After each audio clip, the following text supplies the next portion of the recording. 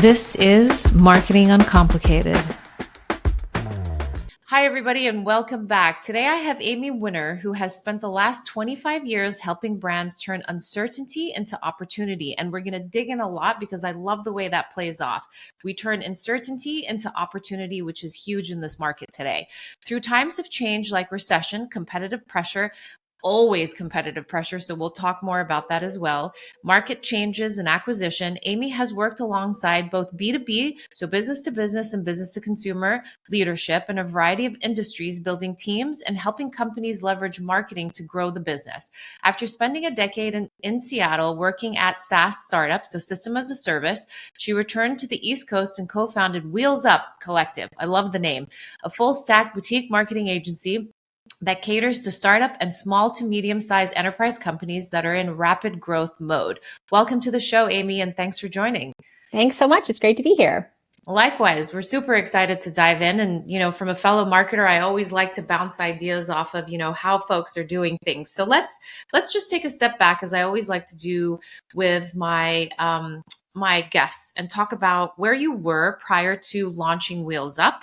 And really, it's really kind of coming out of what made you decide that there was this gap that was needed to develop Wheels Up. Yeah. So I had spent, as you said in the intro, about a decade in Seattle working in startups, and that pace and speed and innovative environment where it's okay to fail and it's okay to admit that you don't know and we're just winging it, like really just was my sweet spot. I loved being in that environment where you didn't get stuck in a swim lane. It was all hands on deck to help figure out the business problems. And so I did that for about 10 years and built and grew many marketing organizations all the way through acquisition, and then ended up moving back to the East Coast for some family stuff. And I ended up at this $6 billion family held company that was kind of the opposite of, it was a 100-year-old company. It was the opposite of what I had been in. And it was really challenging, the pace and the lack of appetite for trying things, and, Okay. I was brought in to bring in new ideas, and just kind of like, they didn't want new ideas when it turned out. So,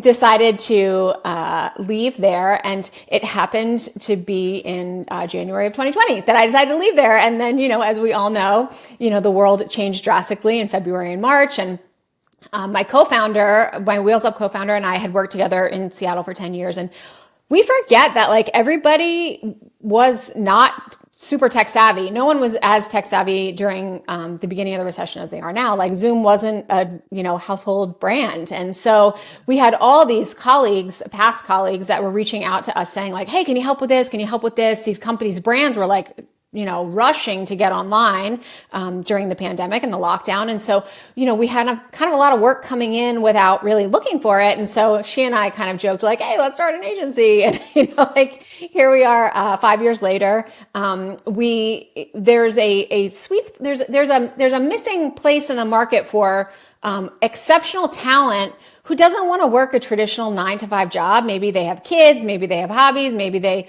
enjoy the side hustle or, putting together different freelance pieces. And so we were able to assemble quite a team of people who didn't want a 9-to-5 job. And so we, coincidentally, a lot of our really great colleagues and best friends were looking for work too. So, we ended up building this team. We have about 30 people on the team now, and love it. Some people are full-time and some people just work part-time. And it's amazing the talent that you're able to get if you're able to be flexible. And so we decided that we wanted to build a work environment where you could do the best work of your career and you could live the best life that you could too. And we use a pretty robust digital backbone so that work is easy to pick up whenever you want. If you want to work on Saturday, you can work on Saturday. If you want to work in the middle of the night, you can work in the middle of the night. And, I think if you hire the right people who you can trust and are going to deliver on their commitments, like it works really, really well. So, we've been doing that for 5 years now. And, we work with early stage startups, and then also companies that are trying to grow, whether they just got acquired or they're acquiring somebody or they have a new product rollout. And, one of the big gaps that I saw when I was working at that big, huge company was that, and we saw it actually at startups too, when we tried to work with vendors, like they just couldn't work quick enough. And, their idea of a, bootstrap budget was, kind of laughable, like it was not a bootstrap budget. So, not a budget at all. yeah. So, I think like we found that like there is a space in the market for an agency that can come in as a partner who understands that pace and understands that like you could get 85% of the way through a project and there's a quick pivot and you got to figure out, okay, like what can we recoup from the work that we just did and what do we need to let go of and move forward and try something different with. And so, it's been, it's a tough niche because, by definition, if we do a good job, they get acquired and, we're kind of out of a job, but it's also really fun to be part of that growth and part of building their next iteration of the company. Oh, I love this. This is an amazing story because you guys, didn't really have that crazy of a runway in terms of, the 5 years and 30 people in the company. So congratulations to you. Thanks. There's two questions that I want to touch on. It's the concept of, as you say, when you were working for the family company, and prior to that, you worked for a startup. And it's nice to talk about the agility because I think that a lot of enterprise companies, I think because of the hierarchy of what needs to get approved and so on and so forth, takes longer to get things out to market. And that's what's so fun about startups because it has the speed and agility to get to market, even though enterprise likes to think they have speed and agility, but it hinders them from actually the test and learn phase as it relates to marketing. So let's talk a little bit about that because I think that portion is important and it's important for enterprises to learn that from the startup world. Yeah.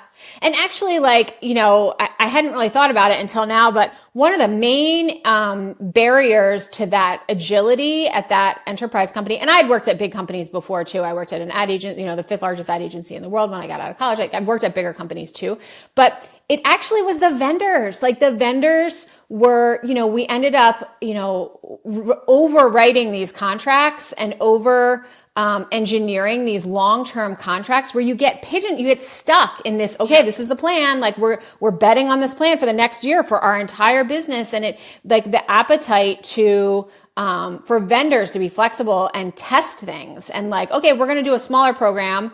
And this is the runway and this is, the timeline. It was kind of shocking to me. I remember I inherited a custom dashboarding, project at that enterprise company. And it had been floundering for over a year and they still couldn't even identify like what they were trying to show on the dashboard, let alone where they were going to get data. And, they had this like mix of vanity metrics that the dashboard company had come in and said, oh, we're going to show you this. Well, of course, those are things where they were going to show because it was easy data to get, but it was useless for running the business. And it was useless for making marketing decisions. And so, I went in and rebuilt the dashboard and it was really hard. They said, well, we can't get this data. We can't get this data. I said, okay, well, what data can we get and how close can we get to this ideal, dashboarding, this ideal reporting tool? Okay, well, like, let's make some inferences. Let's use AI. Let's figure out how we can like fill in those stop gaps instead of saying like, we can't do anything. So we're just going to show you these like silly vanity metrics, like how many retweets you got. Or how many impressions.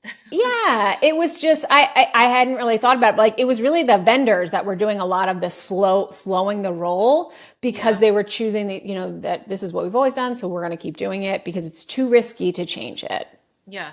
And I like that when you said that when you worked for this larger family-owned business and you said you were brought on because they want to change and they wanted to do, new things or, take a lot of stuff to market. I think it's also important for those that are listening to understand that it's however you onboard a marketing agency and however you bring somebody on with those set goals, you either set them up to succeed or you set them up to fail. So true. Yes. So right? true. So tell me about your thoughts on that. Yeah. I mean, the first conversation that we have with every single founder that we talk to, like discovery call is like, what keeps you up at night? Yeah.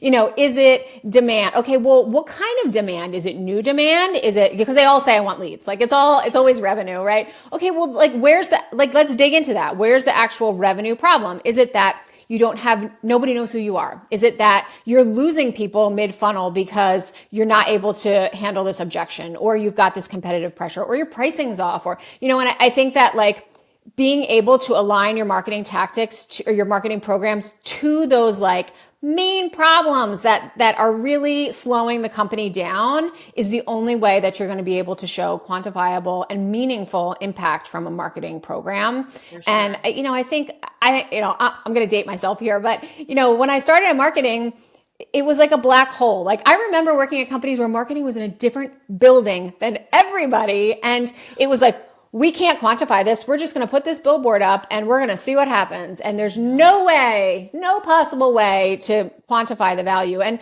maybe that was the case 20 years ago, but like now we can quantify the value. Yeah. And so I think that, there's still a little bit of, an adjustment that needs to be made a lot of times, especially in, more established leadership, that like marketing isn't a black hole. It doesn't need to be a black hole. It can help you grow your business. It can help you learn things. It can help you, it can help every other functional area in your company. Yeah. And, I think that you have to be a little bit open to that opinion, that vision of marketing. Absolutely.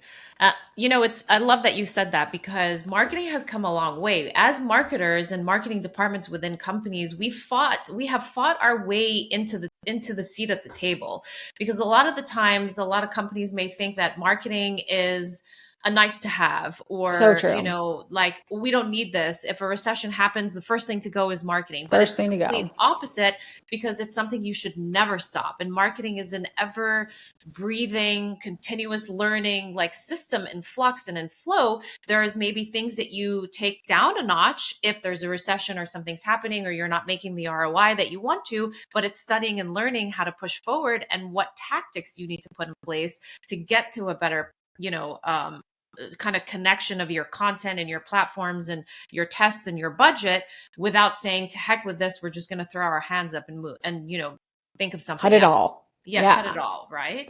I so agree. Yeah. And one of the things that like we push pretty hard for with our clients is like marketing needs to be in revenue. It needs to be part of it needs to be like tied at the hip to your sales organization. It needs to be part of their funnel, so that, you start to prime that,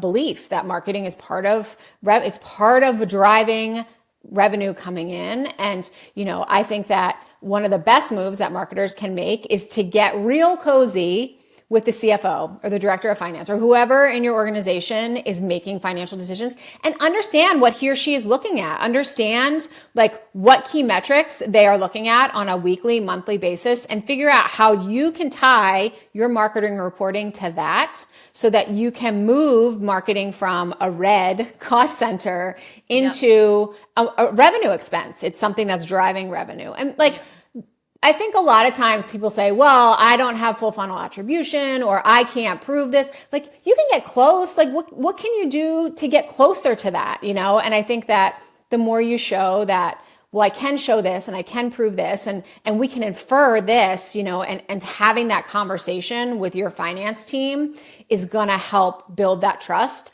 so that when you do go and say, hey, I need more money, or hey, I don't think this is a good investment, like they respect you and they respect your opinion. Oh, for sure. I completely agree with you on that. So it's data and pushing past the red line to show the fact that it's making revenue. And then you can have all the conversations you want, because people are going to know that this is actually supporting the business. So go ahead. Well, I mean, I was just going to say, I've never gone to a CFO and said, here's my case for this new spending that I want to do, and here's like my hypothesis and my proof, and had them say no. I just had, like if you go to that with data. Yeah. Yep. Then it's not like a cost, an expense that we're just, setting money on fire. It's here's a hypothesis. Here's a bet that we're making that we think is going to pay off. So support. Yeah, totally. So that was great, Amy. So take us back a little bit in terms of, you've left, you've set up Wheels Up. Love the name. I want to talk to you about the end of like how you guys came up, because I think naming is so important as well. But I want to dive into a little bit about, what makes you guys different in terms of how you support your clients with everything that's going on in terms of the noise of what's out there in market today with marketing. Yeah. So we've been really lucky that I think every one of our clients has come in through a referral. It's either a first or second degree referral. It's Best people who type we of work marketing. with. It's amazing Yeah. because not only does it just like help speed up the sales process, or, our sales process, but Yep. we walk in the door with credibility, which I think is amazing because we are going in and saying like, trust us. Here's what we think we should do. Here's what we think you should, is going to help you hit your goals. And a lot of times it's expensive, right? Like a lot of times marketing programs take a lot longer to set up than people realize. It's like the iceberg, all the work that happens under the water that you don't notice to get this one ad campaign launched or whatever it is. And so I think that, that credibility has been a really the boost that we've needed to be successful with clients and have long-term clients and long-term relationships where, we can say like, that's number one. And number two, we try and be very upfront with expectations, setting expectations. You need to do this for 6 months before you can see any results at all, or you need to spend this much before you can expect to see any, or this phase is testing. Don't expect leads to come in, good quality leads to come in. We need to see what works and what doesn't work. And so we try pretty hard to really set those expectations for the programs that we're running. Like, why are we doing these things? These things are infrastructure. You have to have them because 5 steps down the line, we need them, or this is something that's actually going to drive leads. And this is what you can expect. Because I think, again, people are spending a lot of money. It's taking a lot of time. You start to get a little antsy. And I think that if you can really be clear about the goals that you're trying to hit and why and how, it gives you a little bit more grace and leeway to run the program correctly. Yeah, and I honestly think like you bring up a good point as well with testing. And I think that a lot of marketing agencies don't talk to the founders about testing, and they go in gung ho thinking I'm going to spend X, I'm going to get Y, and things are going to be amazing and sales are going to keep popping up. And as you know, with like startups, there is a product market fit phase, right? Absolutely. And they don't know, right? They've come up with a fabulous concept, they've done their research, they know Absolutely. there's a gap, but it's the mixture of content and creative and the platforms and figuring out how they can really target their exact audience within the right place at the right time. And that's where I think a lot of that frustration happens with understanding about marketing, whether it's working or it isn't. So talk to me a little how you guys kind of, work through that whole like testing and product market phase.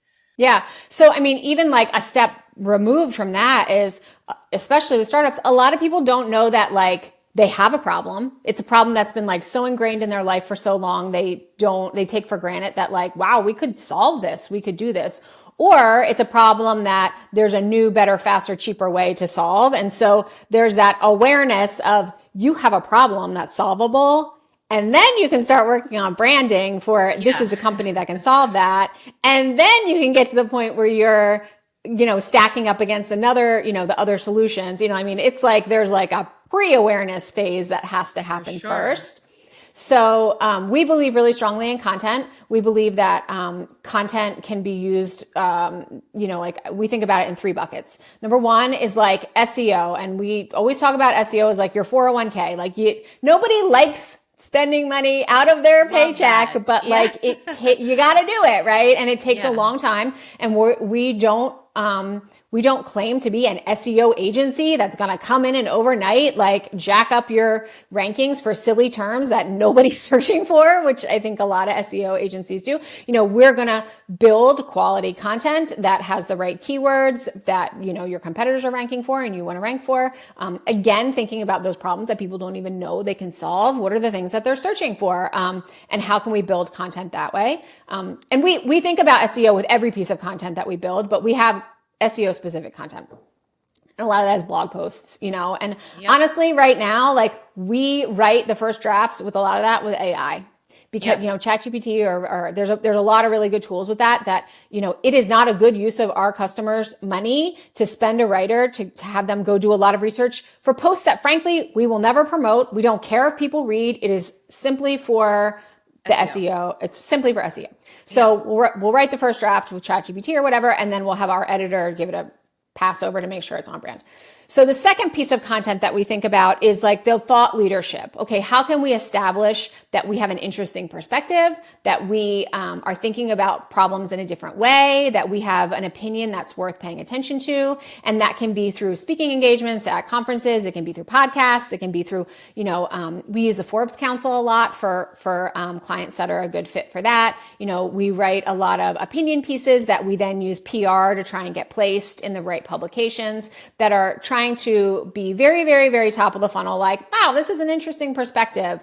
We have one client that we do a monthly podcast for that it's the CEO and someone interesting. We use a board of advisor, we use a customer, we use a prospect, like somebody who we think has an interesting title. And the planning consists of a few emails that go back and forth and say, these are the topics these are the points we want to hit. So it's super easy to spin up each month.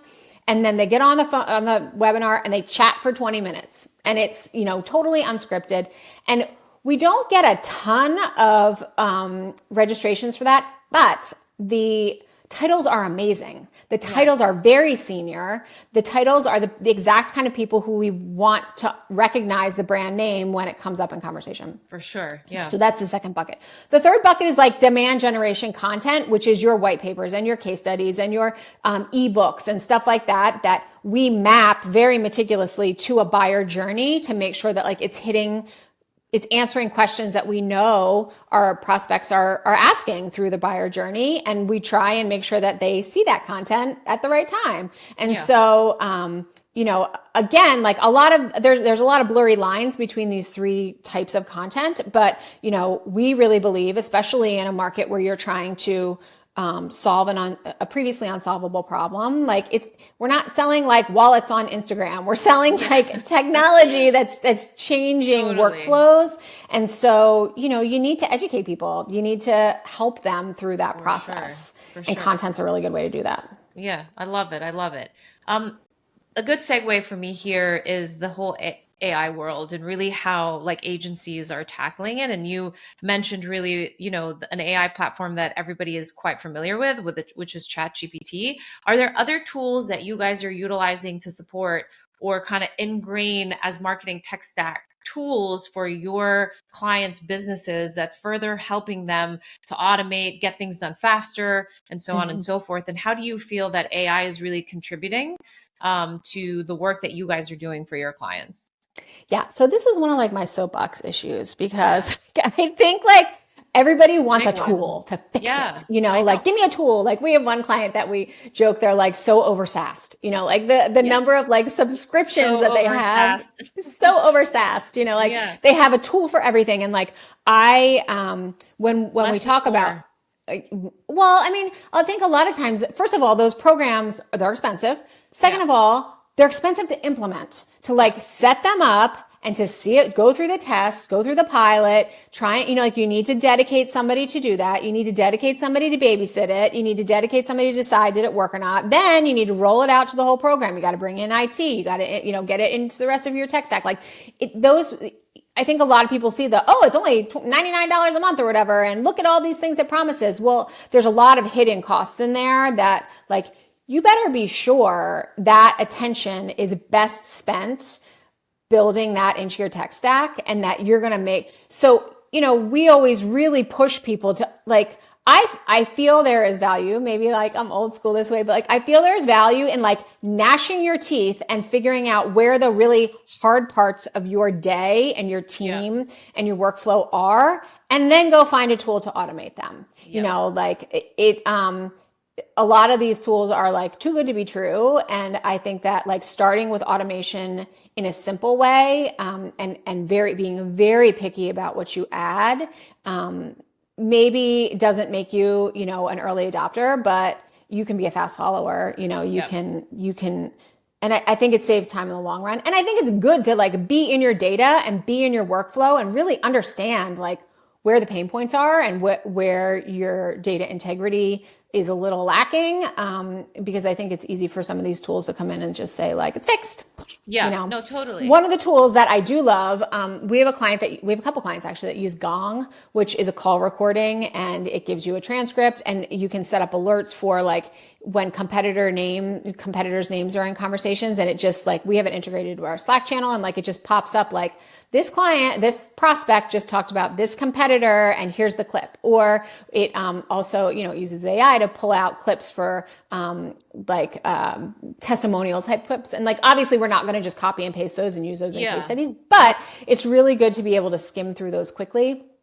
And the sales team uses Gong for all sorts of like forecasting and stuff. Like it's been a really, really good tool for them. Yeah.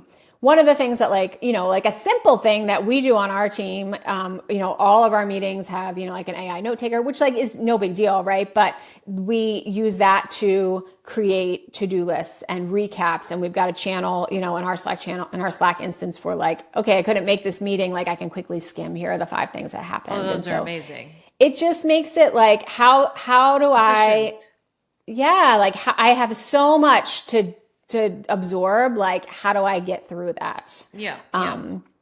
One of the things that I've started doing, ChatGPT 4.0 now has the voice, you can talk back and forth with it, and you can kind of like talk at it in this sort of stream of conscious for like, these are all the things that I need to do today, or these are the things that I'm thinking about. And then you can tell it like, tell me what my to-do list should be today. And it doesn't give me my exact to-do list, but somehow it helps organize my thoughts a little bit into something that I'm like, okay, here's a starting point. So I've been playing around a lot with that, the voice capabilities of that, and have that's been really helpful for me. Yeah. When clients, when you're about to like sign on clients and work with them, as you talked about with like SEO and utilizing ChatGPT, I don't think marketers should shy away from the fact that we are using these platforms, because in the end, it is saving them money. We're not overcharging them. We're basically telling them we're going to get stuff faster. We're going to be more, we're going to be a lot faster to market because of the fact that we can leverage these type of tools. But I know in some cases, some marketers are like, do I tell them I'm using this platform? Do I not tell them? What are your thoughts on that?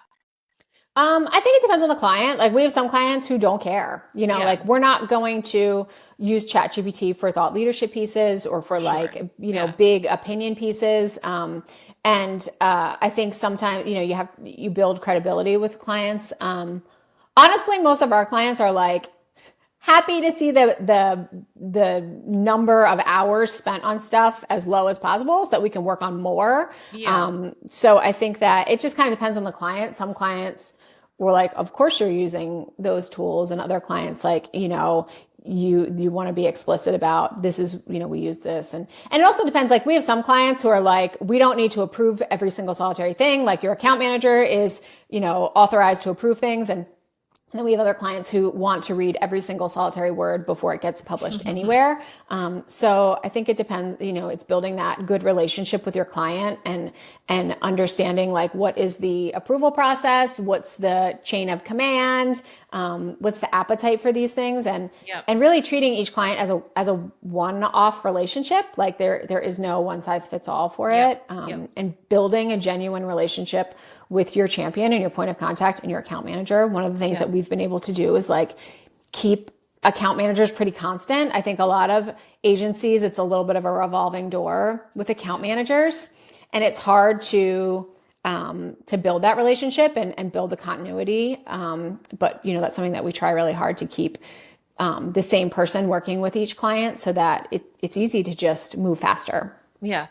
That goes back to the question that I wanted to talk about when you originally brought up talent and flexibility, but I want to leave that a little bit towards the end because I think that is important. And having worked at agencies and working with agencies, it is a little tough with the account manager side piece.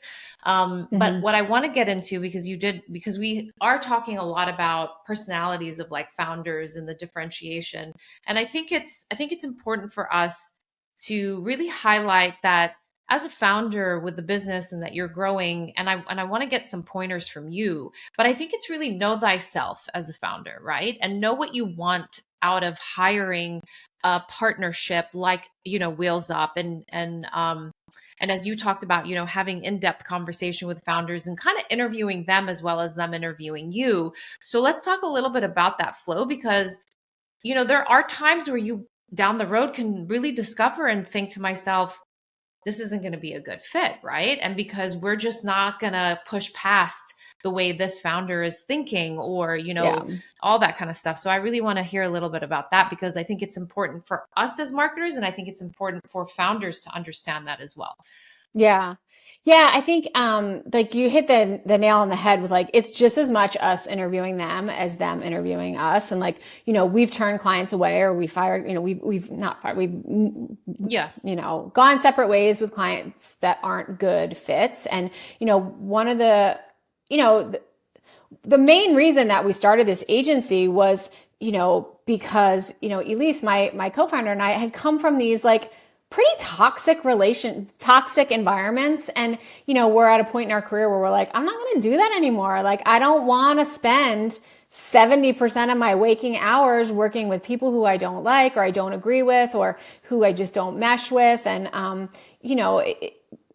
when you find really good talent and you find really good colleagues, like I feel very protective of them. And like, I am not going to put them in a work situation where I know they're not going to be set up to do their best work. And so we spent a lot of time in the beginning really thinking about what was important to us. What did that ideal work environment look like? What were we willing to put up with, and what were we not willing to put up with? And like, we published our core values, and we published our tenets, and like, we review them, and like, they are on my home screen of my computer. And like, I think about those every day. And when we're interviewing clients, luckily, since they come in through referrals, like we haven't had too many that were a bad match. But like, we did have one client that like yelled at my account manager in the middle of a meeting, and like, we parted ways with them because it just like, it was escalating. And,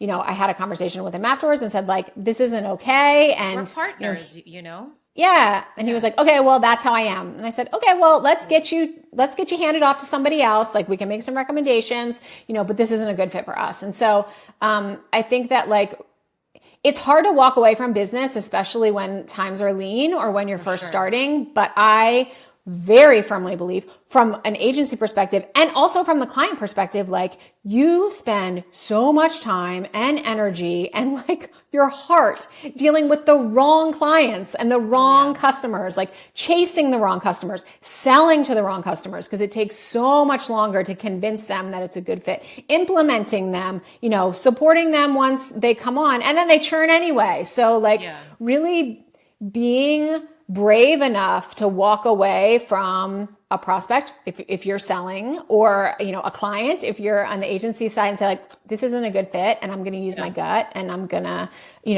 really walk away from it. Even though I need the business, like, it's going to save you in the long run, because then you have time to like go chase the right ones, go find the right ones. I love that you said that, because I think a lot of us from a consulting standpoint may struggle with, like you said, if business is lean, do I just take it? It's almost like being in an abusive relationship, right? And it's really saying no and setting boundaries for yourself, because, whether you believe other doors will open when you say no, or you close another door, opportunities may come your way. Because I think as a person, as an entity, once you begin to say no to things that doesn't serve you, then I think, the doors will open for things that will serve you. And I think a lot of the times we come from this placement of like maybe lack, that we are holding on to things that, we shouldn't be holding on to just freely let it go for other things to come through. And I think a lot of people struggle with that, with anything and a lot of things. And it's a really, great point that you bring up, because it's super important. Because at the end of the day, as we are serving our clients, we, it sometimes is, as you said, we put so much work into it. So it's a lot of work, and sometimes it can be unforgiving. Right. So yeah. Well, I mean, not to get to like wooey on you, but like, I really believe that, and obviously this is coming from a place of privilege. I absolutely acknowledge that this comes from a place of privilege, but like, if you are very clear about what you want, and you write it down and you think about it and You you call it in. you call it in, you do. And like, it might get a little dicey there where you're like, like, how am I going to pay this month, Yeah. but like it comes, like what you put out into the universe, I really do believe comes Same. back to you. Same. But that is like a leap of faith. And quite frankly, one that I was not willing to make until, a couple of years ago. And I've had people around me who have like really pushed me, to embrace that. And it's true. And it's like real hard. There are nights when you lay awake and you're like, how, I have people on my team who have bought houses, depending on their paycheck, who have had kids depending on a paycheck from Wheels Up. And like, it gets real scary when, you have lean months, but I do believe that you got to understand, you got to really know what you're looking for and put it out there and then chase it relentlessly and don't erode away what you're willing to accept because you feel desperate, like you have to have a little bit of Don't faith. come from a place of desperation because that energy will transfer. Totally. It will totally transfer. And that's why I'm a firm believer with setting boundaries. And when you do set boundaries and you tell the universe, no, I don't accept this, other things will come through for sure. Yeah. I think so. Yeah. Yeah. So talking a little through, just retention of talent as you guys have been growing, I think is very important. And it plays, and I think your response is going to play nicely from a standpoint of a marketing agency, but as well as, a company, similar companies that you work with in the startup world. But I love the comment that you made earlier when you talked about once we put out there that we were flexible, then we started to acquire a different type of, person, along the way. So to talk to us a little bit more how you guys navigate and manage, talent and retention from that standpoint. Yeah. Yeah. So I think the number one, and this was like, whether you're in-house, out, agency, running a McDonald's, whatever it is like hire the best possible people you can. Like hiring is not somewhere that you should be making concessions or settling. Like, and if it means that job description is open, that rec is open for 6 months, like suck it up until you find the right candidate, because you are only as good as a talent, and like we talk a lot about bar raisers. Like, is this person going to be a bar raiser? Are they going to bring the whole company up? And those are the kind of people that like we are relentless about hiring. And so that's number one. Number two is like, I really believe that, you can teach people pretty much anything, like skill wise, but I can't teach somebody how to be gritty. I can't teach somebody how to care. I can't teach somebody how to be, a good person, and to be kind. I can't teach somebody how to be, competitive. I can't teach somebody how, to have empathy towards clients, which I think is like maybe the number one thing that we need is empathy for our clients. Yeah. And so like, we really look for that personality. And, again, like, not to sound too wooey, but like things kind of have worked out for us in the past. In 2022, we had the tech recession, and by definition, we work with early stage startups. Well, if you remember in the beginning of 2022, when they were laying off, thousands and thousands of people at all the big tech companies, like we were down 50% in 2022, and it was really hard. Yeah. But somehow, like, the universe helped us out there. Where like one of my account managers had a baby and she wanted to take leave. So like I didn't have to fire her, like she wanted to take leave. Like I had another person who, was moving, and it was like this big consuming move with like their parents, and and they needed less work. And so it all just kind of like somehow it worked out where like we didn't have to lay anybody off that year. Elise and I picked up a lot of slack. I think it helps that she and I are both pretty seasoned full stack marketers. So like we can pinch hit where we need to. Yeah. And then we hired really good junior people who we could teach things, where we're like, okay, we need to figure out like how to get this one thing done. Like, you want to learn it, and if you want, if you want the work, like here's how we're going to supplement this. And so we had curious enough people that were willing to try to build new skills to help fill the gaps that we needed.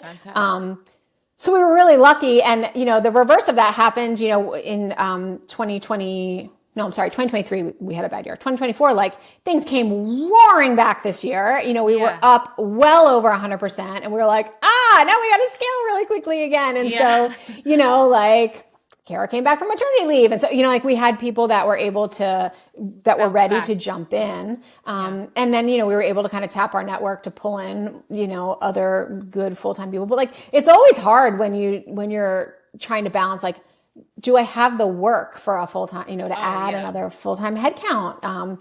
Do I have, because a lot of our people are part-time, like they flex. We pull them in for special projects. Of those 30, about 9 are full-time. And the rest are, they flex when we need them for different projects. And it's hard. It's like, it's a little dicey. And again, a lot of those like sleepless nights where you're like, oh gosh, I hope this works out. I wish we were further along and that wasn't a problem, but does that ever go away? I don't know. Does Edelman have that problem still? No. Like, I don't know. I almost feel like even in an enterprise situation, you still have your ebbs and flows, and you move through it. There are going to be better days than others, so yeah. Wow. This is, and last question about the hiring. Do you guys have a mix of both international, US side, or national? Just US? We're just national. US, domestic. Yep. Yeah. Mm-hmm. Yep. Okay, perfect. Yeah, we've had a couple really good people who, we've talked to from Canada especially, and my accountant's like, please, like, can we not, like, can you can you try and stay in the US for now? So we've done that and it worked out fine. Stayed in the US base. Yeah. Mm-hmm. Well, Amy, this has been great. Such fruitful, nuggets and pieces, across the board, both for marketers and for owners, for tech startups or any kind of small business owner. But before I let you go, there is, one question that I do want to ask, because we do talk about businesses, going up and down and ebbs and flows. Talk to me a little bit about the perseverance to keep going, because I think that a lot of the times, people may just throw the towel in and say, I've tried this, it's stressful. Like, as you said, there are days when I'm like, oh my God, how are we going to pay mortgage? But you keep going, and it still happens, right? So it's something that I heard the other day, whether it was on Instagram or whether it was on a podcast, where he talked about talent is not what is the one thing that's going to keep you going, but consistency is what's going to keep you going, and to really keep things moving along. So, tell us a little bit, about the grit to the grade of Wheels Up. Yeah.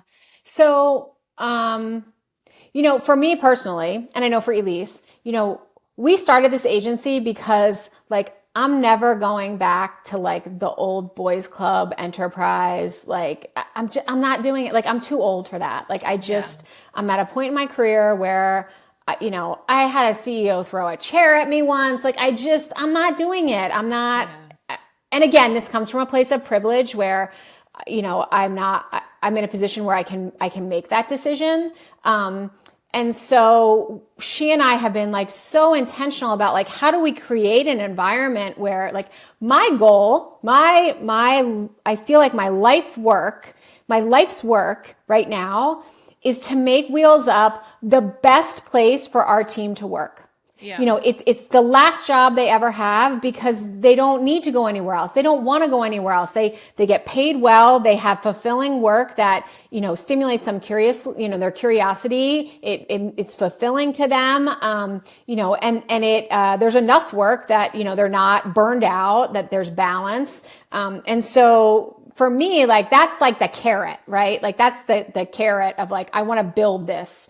And I love the work that we do. Every one of our clients is totally different. And like, I love trying to crack that nut, like I love going in and, being able to really like get in the trenches with some of these founders and figure out like, how are we going to do this? Yeah.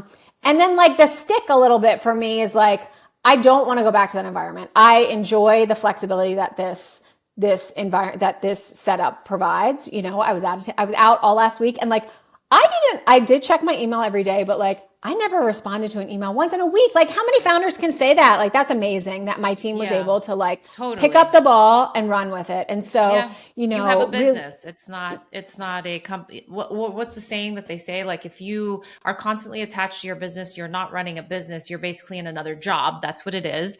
And if yes, you can yeah. disconnect, you're finally running a business. So kudos to you.